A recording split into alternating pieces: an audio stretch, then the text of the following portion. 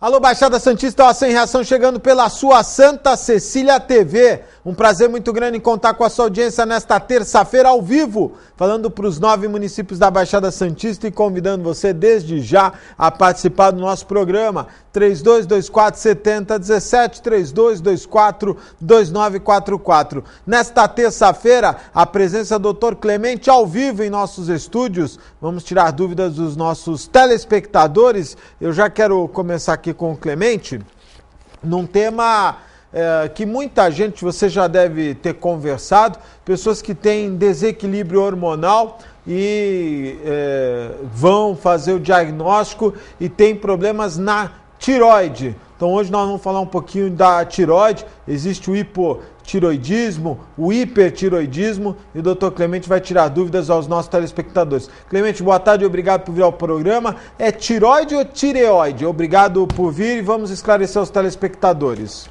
Obrigado, Augusto. Boa tarde ao nosso telespectador. Olha, na verdade, está correto falar tireoide, né? O mais usado é tireoide, mas você vê descrição aí até de livro de tireoide, quer dizer, não existe problema nenhum. Sim. E exatamente, a tireoide é uma glândula, não é? Ela é uma glândula que fica aqui na base do pescoço, ela é bem superficial, às vezes é difícil de palpar, né? Precisa ter muita habilidade, normalmente o médico tem mais habilidade. A gente consegue superficialmente palpá-la, mas é difícil saber quanto que é da pele, quanto é do músculo, quanto que é da gordura, mas uma pessoa mais treinada consegue detectar. É uma glândula pequenininha, tem aí por volta de 3 a 4 centímetros de diâmetro maior, né? O maior eixo dela por volta de 3 a 4 centímetros, e a parte lateral por volta de 1,2 a 1,5 centímetros, e a espessura dela é bem pouco espessa. Você tem aí 4 milímetros, 5 milímetros de espessura, então uma glândula pequenininha, mas que tem um efeito, um barulho escandaloso no corpo, né? Eu já vi pessoas, por exemplo, com um problema de peso que põem a culpa na tireoide. Saiu até esse lance do Ronaldo, né? Sim, do fenômeno. Ele disse que seria em razão da tireoide. Ele disse que tem um hipotiroidismo.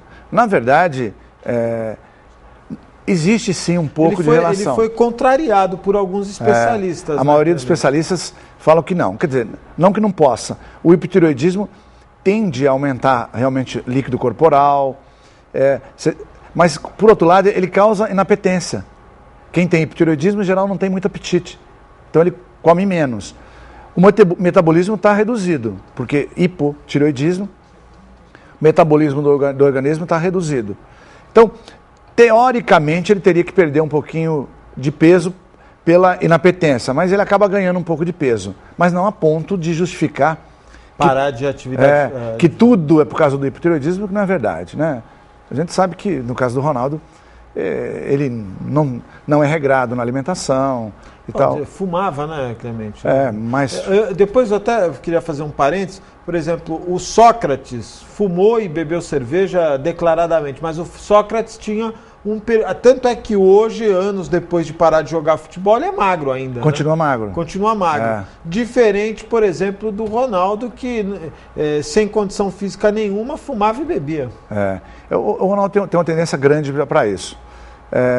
Tem as noitadas, tem a bebida, que são a bebida calórica. Um copo de chopps tem 120 calorias. Então, é um negócio, parece que não, mas... O Clemente, mais do que isso, fumar, eu não entendo um atleta hoje que consiga ter um preparo físico sendo fumante. Não consegue. E isso é uma coisa que a gente já falou algumas vezes assim, superficialmente ou até detalhadamente, mas o cigarro é um negócio complicado, porque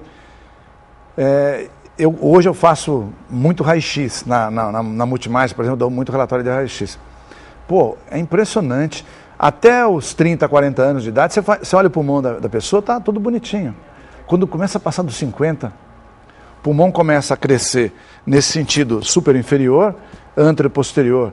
Começa a crescer, a chamada hiperinsuflação, que na verdade já é um problema de enfisema. Aquele enfisema sutil ainda, que está irreversível. Irreversível? Irreversível. Não tem. Você pode parar de fumar o estrago que foi provocado não tem volta. Quer dizer, se você parou num ponto onde ainda não houve destruição de alvéolo, mas ok. se começou... Aquilo que foi ocasionado não tem volta. Então, você pega a pessoa na faixa de 50 e depois de 60, então, é absurdo. Agora, uma coisa que eu não entendi, Clemente. Vamos imaginar que a pessoa tenha fumado dos 30 aos 40. Ele começa a sentir o efeito desse fumo nesse período aos 50 ou não?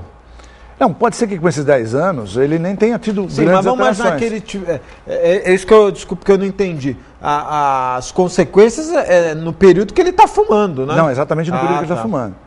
Embora a gente fala do fumante passivo, que somos todos nós, né? Que somos todos nós, e que não deixa de ter sua importância se na residência, por exemplo, tem uma ou mais pessoas que fumam. E isso a gente pode ver na criança, pô. O índice, se você ler qualquer estatística hoje, o índice de bronquite, de asma ou de problemas respiratórios em casa onde o pai ou a mãe fuma, um dos dois, basta, a criança realmente vai ter... É uma séria candidata a ter problema respiratório. Clemente, duas coisas. Primeiro, cachimbo. Segundo, charuto. Eles têm o mesmo impacto que o cigarro ou é diferente? Depende, porque às vezes até tem menos. Tem gente que está no cachimbo, por exemplo, mas ela não traga. Ela chupa, solta. Não deixa de ser... A fumaça tem componente químico cancerígeno, mas... ele tem menos efeito do que o cara que engoliu a fumaça, né? O charuto, a mesma coisa. Então, o cara fala assim, mas tá melhor. Eu estou dizendo isso porque eu tenho um amigo que fuma cigarro de palha, ainda hoje.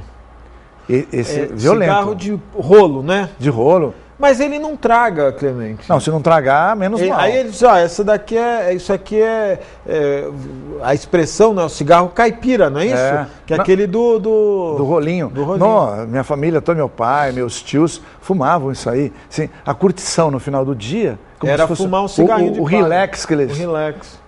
No final do dia sentava ali, tranquilo, enrolar. Gastava quase 1 hora fazendo o cigarro.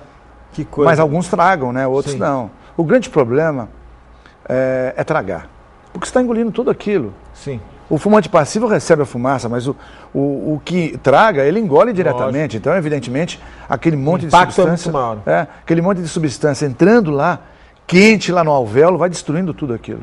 Não tem como. E é irreversível. Irreversível. Quer dizer, o dano... Eu não entendi, o pulmão cresce aí, incha, Clemente? Ele enche, porque o que acontece é o seguinte, as trocas respiratórias... É feita nos alvéolos pulmonares. Então, o que acontece com o sangue?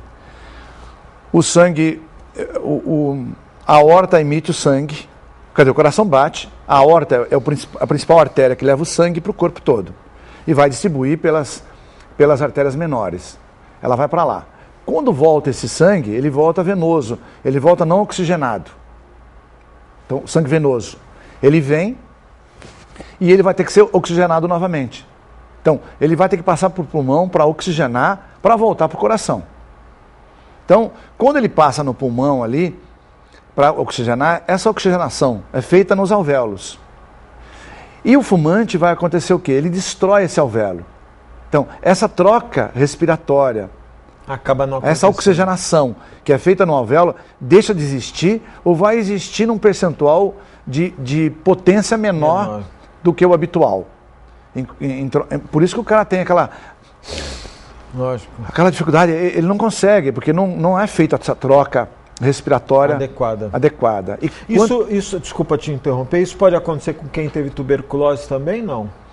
A tuberculose Porque tem algumas pessoas que acabam ficando com parte do pulmão com menos força, né? Se ela não tratou se ela tratar direito, tudo bem. Reversão total.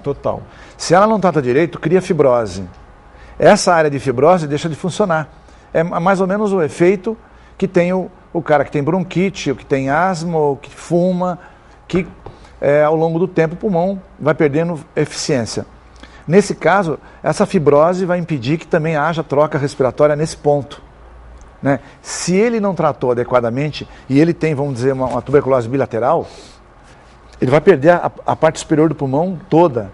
Então, com uma área menor, a troca não vai ser eficiente e esse cara vai ter dificuldade, como se fosse um comportamento de um enfisematoso. Que coisa, hein? Tanto é que alguns, só para aproveitar esse gancho, Alguns autores chamam de atelectasia restritiva. É como se uma parte do pulmão tivesse morrido em função dessa fibrose. Seria o equivalente de você pegar uma bolinha, uma rolha e fechar um brônquio de um pulmão. Proposital, vai. Ou o cara engoliu um corpo estranho, como uma criança. Ela engole uma bolinha de gude, fechou o brônquio. Essa parte do pulmão, onde fechou, ela não funciona. No caso do tuberculose é a mesma coisa. É como se fechasse um brônquio pela fibrose ocasionada pela doença. Olha só, aí ele vai perder Vai perder essa função total, daquele segmento ou daquele lobo. Eu estou te falando isso porque eu estava conversando com uma pessoa esses dias que passou aí por uns problemas de saúde e estava me dizendo. Disse, olha, eu tive um problema de coração, mas o meu problema de coração foi porque o meu pulmão não estava mais respondendo. Isso. E aí o coração foi afetado, e aí o rim foi afetado, porque são órgãos vitais que estão interligados. Então, e até eu vou te relatar rapidamente, mas ele estava me dizendo que era em razão, ele acumulava líquido, quer dizer, em razão o coração não estava funcionando, o pulmão não estava muito bom e o rim acabou também não trabalhando, porque se o coração não trabalha direito, o rim acaba ficando comprometido. Tem lógica isso, Clemente? Tem.